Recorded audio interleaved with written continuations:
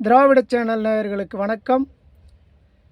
நம்முடைய சேனலில் இப்போ ஒரு புதுவிதமாக ஒரு விஷயத்தை பேச போகிறோம்.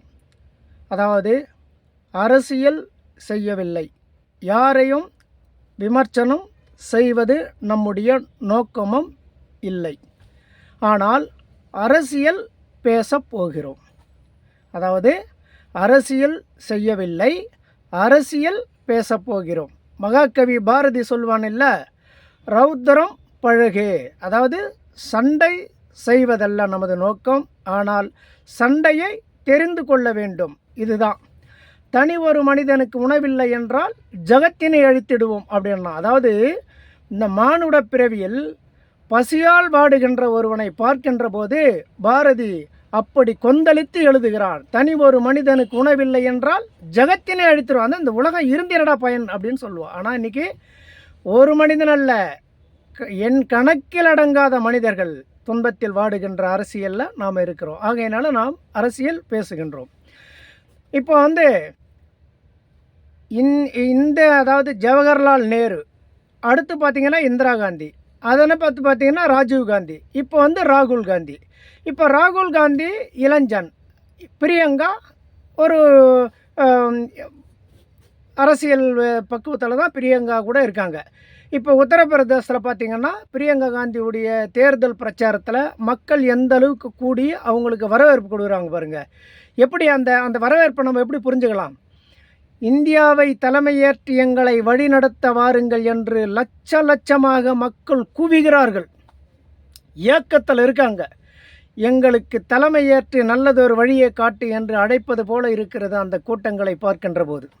ஆனால் நம்ம எந்த அரசியல் அன்றைக்கி வாழ்ந்துட்டுருக்குறோன்னு பார்த்தோம்னா, இவ்வளோ கூட்டம் கூடுற இவங்க ஆட்சிக்கு வரமாட்டாங்க, மாற்று வேறு ஒருத்தர் தான் ஆட்சிக்கு வருவார்னு பேப்பரில் எழுதுகிறாங்க, டிவியில் ஊடகத்தில் காட்டுறாங்க. அதாவது இன்றைக்கி உண்மையை அச்சிடுவதற்கு பேப்பர்கள் தயாராக இல்லை, உண்மையை பேசுவதற்கு ஊடகங்கள் தயாராக இல்லை. ஆனால் உண்மையிலே மக்கள் யாரை எதிர்பார்க்கிறார்கள் என்றால், இன்றைக்கி நம்ம ஒவ்வொரு மாநிலத்திலையும் பிரச்சார கூட்டங்களை பார்த்தாலே தெரிஞ்சிடும். நம்ம முதல்ல சொன்னது போல் யாரையும் குறை சொல்வதல்ல நமது நோக்கம். இந்திராவின் பேரன்கள் பேத்திகள், அதாவது ஜவஹர்லால் நேருக்கு ஒரு வரலாறு சொல்லுவாங்க, அது உண்மையாக பொய்யா நமக்கு தெரியாது. நேரு அவர்கள் படிக்கின்ற காலத்தில் அந்த பள்ளிக்கு ஸ்கூலுக்கு 4 பக்கமே கேட்டு இருக்கும். அவர் எந்த கேட்டு வழி ஒன்றாலும் வெளியே ஓடி வருவார். அதாவது இந்த கேட்டில் தான் நம்ம போகணுன்னு அந்த குழந்தை நினைக்கக்கூடாது, தான் விருப்பம் போல் எந்த கேட்டில் வேணாலும் ஓடி வரணும்னு 4 காரும் 4 கேட்டில் நிற்குமா. அவ்வளோ பெரிய செல்வந்தர் குடும்பத்தில் வழி வந்தவர் தான் இந்திரா காந்தி. அப்போ இவங்க பணக்காரர்களா, தொழிலதிபர்களா, கோட்டீஸ்வரர்களா, கார்ப்பரேட்டா, எல்லாத்துக்கும் மேலே மோதிலால் நேரு, ஜவஹர்லால் நேருடைய தந்தை, அவர் பெரிய தொழிலதிபர். அவருக்கு அரசியலில் கொஞ்சமும் நாட்டம் இல்லை. அவர் முழுக்க தொழிலதிபர், தொழில் செஞ்சு தான் பணம் சம்பாதிச்சார், எல்லாம் பண்ணார், பெரிய கோட்டீஸ்வரன்றது வரலாறு. அதன் பிறகு ஜவஹர்லால் நேரு என்ன பண்ணுறாரு? அவர் அரசியல் பொலிட்டிக்கல் படிக்கிறாரு, மக்களுக்கு தலைமையேற்று மகாத்மா காந்தியுடன் துணைக்கு அவர் அரசியலில் ஈடுபடுறாரு. அதாவது அப்பா கோட்டீஸ்வரன், மகன் ஜவஹர்லால் நேரு எத்தனையோ நூற்றுக்கணக்கான நாட்கள் சிறையில் இருந்ததாக தகவல். சிறைவாசம் சென்றிருக்காரு. அது ஒரு பதிவு பண்ணுறாங்க. அவர் காவல்துறை உங்களை அரெஸ்ட் பண்ண வந்திருக்கிறோம் அப்படின்னு ஜவஹர்லால் நேரு கேட்குறப்போ நேரு ஒரு தகவல் சொல்லியிருக்காரு. அவங்களுடைய மனைவி டீ எடுத்துகிட்டு கொடுக்குறாங்களாம். அந்த டீ கூட அவன் சாப்பிடாம உடனே காவல்துறை பின்னாடி அவர் போயிருக்காரு. அப்போ கேட்டாங்களா, ஏங்க உங்கள் மனைவி ஒரு டீ எவ்வளோ பாசமாக ஒரு டீ கொடுக்குறாங்க, அதை சாப்பிட்டு வந்திருக்கலாம். இல்லை, அதை வாங்கினால் கூட என் மனம் வேறு மாதிரியே மாறிடும் அந்த டீ குடிக்கிற நேரத்தில், ஆகையினால தான் என்னுடைய மனசை கல்லாக்கிட்டு நான் வந்துட்டேன் அப்படின்னு சொல்லியிருக்காரு. எதுக்கு இதெல்லாம் நம்ம சொல்கிறோன்னா, மக்கள் பணியே மகேசன் பணின்னு சொல்கிறாங்க இல்லையா, மக்கள் பணி மகத்தானது. இந்திய விடுதலைக்கு போராடுகின்ற போது ஜவஹர்லால் நேரு தன்னை முழுமையாக மக்களுக்கு அர்ப்பணித்து அப்படி போராடிய அவருடைய மகள் தான் இந்திரா காந்தி. எல்லாருக்கும் தெரியும், நம்ம சொல்ல வேண்டிய அவசியம் இல்லை. இடையில நம்ம அவருடைய சாதனையை பேசிட்டு வரலான்றது தான். ஆனால் இந்திரா காந்திக்கு ஒரு தவறான ஒரு கருத்து இருக்குது. அதாவது அவங்க எமர்ஜென்சி உருவாக்குனாங்க, அதில் பெரிய கொடுஞ்செல்லாம் செய்தாங்க அப்படின்ட்டு. அதாவது ஒரு விஷயத்தை நம்ம பதிவு பண்ண வேண்டியது இருக்குது.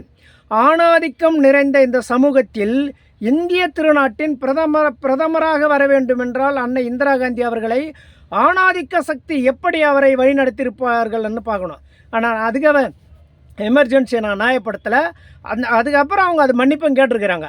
அடுத்து பார்த்திங்கன்னா நம்ம ராஜீவ்காந்தி வந்து பார்த்திங்கன்னா அவரையும் பார்த்திங்கன்னா அந்த ஊடகமும் டிவியும் பல தவறான தகவல் இன்றைக்கி கூட பார்த்திங்கன்னா ஒரு விஷயத்தை பத்தா பேசுவாங்க. அதுபோல் ராஜீவ்காந்தி அவர்களை வந்து தமிழர்களுக்கு எதிராகவே பல முறை காட்டியிருக்காங்க. அதுக்கு வந்து பல பிரச்சனையை பேச நம்ம அந்த அரசியல் உள்ள வேணாம். அடுத்த பார்த்திங்கன்னா இப்போது அவ்வளோ செல்வந்தர் குடும்பத்தில் பிறந்த வெயிலில் கொஞ்சமும் பார்க்காம முழுக்க ஏசிலே இருந்திருக்கக்கூடிய ஒரு குழந்தை, உயர்ந்த பள்ளியில் படித்த குழந்தை யார்?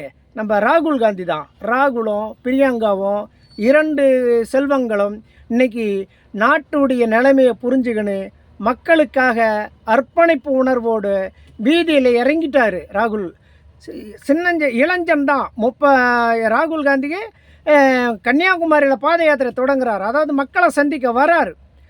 பாத யாத்திரை வந்து பன்முகத்தன்மையோடு அனைத்து விதமான மக்களோடு பழகிறார். ஏழை எளியவர்கள், படித்தவர்கள், படிக்காதவர்கள், உயர்ந்தவர்கள், தாழ்ந்தவர்கள், வசதி படைத்தவர்கள், middle class, upper class, low class, இது எதையுமே பொருட்படுத்தாமல் அனைத்து மக்களோடும் பழகக்கூடிய ஒரு இளைஞனாக, ஒரு அரசியல் தலைவனாக உருவெடுத்து வருகின்ற ராகுல் காந்தியை தான் இந்திராவின் வம்சமே வருக, எங்கள் இந்திய திருநாட்டின் தலைமை ஏற்க வருக என்று நாம் இந்த வீடியோவின் வாயிலாக அவரை அழைக்கின்றோம். அதாவது மக்களுக்கான தலைவர்களை மக்கள் எதிர்பார்க்கிறார்கள். இந்த தேர்தல் பிரச்சாரத்தில் பார்க்கலாம். இப்போ இங்கே தமிழ்நாட்டில் கோயம்புத்தூரில் பிரச்சார பயணத்தில் நடந்து வந்துட்டு இருக்கும்போது அந்த குறுக்க இருக்கக்கூடிய மதில் சுவரை எகிரி தாண்டி ஸ்வீட் கடைக்கு ஓடுறாரு.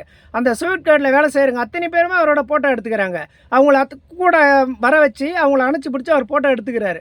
அடுத்து அவர் ஸ்வீட் வாங்கும்போது சொல்கிறாரு, நான் எங்கள் அண்ணனுக்கு வாங்கிட்டு போகிறேன்றாரு. அந்த தமிழருடைய பண்பாடை அவர் எப்படி இணைஞ்சு வரார் பாருங்க. தமிழருடைய கலாச்சாரம். என் அண்ணன் ஸ்டாலின் அவர்களை அரசியல் அப்பாற்படுத்தி பேசுவோம். அந்த வார்த்தை இருக்குது பற்றியா, எங்கள் அண்ணன் அப்படின்னு சொல்கிறாரு இல்லைங்களா? இது யாரும் சொல்லி கொடுத்து வர்றதில்லைங்க. இயல்பாகவே அந்தந்த நிமிஷம் அந்தந்த நேரத்தில் எடுக்கக்கூடிய முடிவு. அடுத்து வராரு பார்லிமெண்ட்டில் அவர் செஞ்ச ஒவ்வொரு விஷயத்தையும் பாருங்கள். மக்களுக்காக அவர் பேசுகிறாரு. ஆக மக்கள் இன்றைக்கி இப்போ புரிஞ்சுக்கினாங்க. இந்தியாவிற்கு பிரதமராக மீண்டும், அதாவது இந்தியாவை வல்லரசாக்குன்னா எப்படி வல்லரசாயிடும்? இங்கு அதாவது பன்முகத்தன்மைன்னு சொல்கிறது எப்படின்னா, இந்தியாவின் பல மொழிகள் நிறைந்த மாநிலம் தான் இந்தியா. பலவிதமான மாநிலங்கள் கூட்டமைப்பு தான் இந்தியா. ஒவ்வொரு மாநிலத்துக்கும் ஒரு கலாச்சாரம் உண்டு, ஒவ்வொரு மாநிலத்துக்கும் ஒரு கொள்கை இருக்குது, ஒவ்வொரு மாநிலத்துக்கும் ஒரு பாரம்பரியம் இருக்குது. அப்படி ஒரு பலவிதமான மாநிலங்களை ஒன்றிணைந்து ஒரு கூட்டமைப்பாக உருவாக்கிய தலைமை ஏற்கக்கூடிய இந்திய திருநாட்டின் தலைமை, அதாவது பிரதமராக வர வேண்டும் என்றால் எத்தகைய அதாவது அனைவரையும் அரவணைத்து செல்லக்கூடிய மனிதனாகத்தானே பிரதமராக முடியும். அந்த இடத்துக்கு இப்போ ராகுல் காந்தி முன்னேறி வருகிறார். அவருடன் அவருடைய தங்கை பிரியங்கா அவரும் இந்தியாவின் ஒவ்வொரு, அதாவது ஒரு போய் பிரச்சாரம் பண்ணுற இடத்துல எல்லாம் பார்த்தோம்னா லட்சக்கணக்கான மக்கள் கூடி, அதாவது அந்த அளவுக்கு வரவேற்பு. காசு கொடுத்து இவங்கெல்லாம் கூட்டிகிட்டு வந்தாங்கன்னு சொன்னோம்னா, ஏன் மற்ற கட்சியெல்லாம் காசு இல்லையா? எல்லா கட்சியிலையுமே காசு இருக்குது, எல்லா கட்சியிலையுமே இந்த வேலையை செய்கிறாங்க. என்ன அதுக்காக நான் காசு கொடுத்தாங்கன்னு பேச வரல, காசு கொடுக்கலன்னு பேச வரல. இன்றைக்கி ஒவ்வொரு மாநிலத்திலையும் மக்கள் ஒவ்வொரு விதத்தில் பாதிப்படைஞ்சிருக்கிறான். அதாவது எல்லோருக்கும் கல்வி என்பதே பேசும் பொருளாகத்தான் இருக்குது. ஏட்டு சுரக்கா கூட்டில் உதவாதுன்றது போல் எல்லோருக்கும் கல்வின்றதே பேசும் பொருளாக தான் இருக்குது. படித்தவனுக்கு அத்தனை பேருக்கும் வேலை உத்தரவாதமானா இல்லை. முதியவர்கள் அத்தனை பேருக்குமே சுகாதாரம் உத்தரவாதமாக இருக்காதுன்னா இல்லை.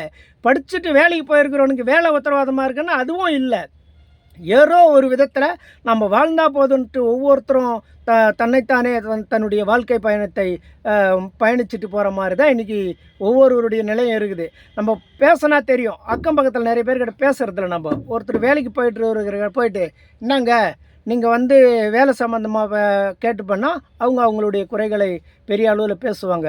ஆகவே இனி வரும் காலங்களில் இந்தியாவில் யார் அனைத்து விதமான மக்களையும் அரவணைச்சு இந்திய திருநாட்டின் இந்திய குடிமக்களை தலைமையேற்று பிரதமர் பதவியில் அமர வேண்டுமென்றால் மக்களுடைய பிரதிநிதி தான். ஆகவே மக்கள் பிரதிநிதியை நீங்கள் தேர்வு செய்ய வேண்டும். மக்கள் பிரதிநிதியாக எதிர்காலத்தில் ராகுல் காந்தியும் பிரியங்கா காந்தியும் இந்தியாவை தலைமையேற்று நடத்துவார்கள் என்ற நம்பிக்கையை இந்திய மக்கள் மனதில் நம்பிக்கை உருவாகிவிட்டது. ஆகவே இந்தியாவின் திருமகனே வருக, இந்திராவின் வம்சமே வருக, இந்திய திருநாட்டின் தலைமையேற்க வேண்டும் என்று ராகுல் காந்தியும் பிரியங்கா அவர்களையும் ஒரு முறை வாழ்த்து கூறி நிறைவு செய்கிறேன். நன்றி, வணக்கம்.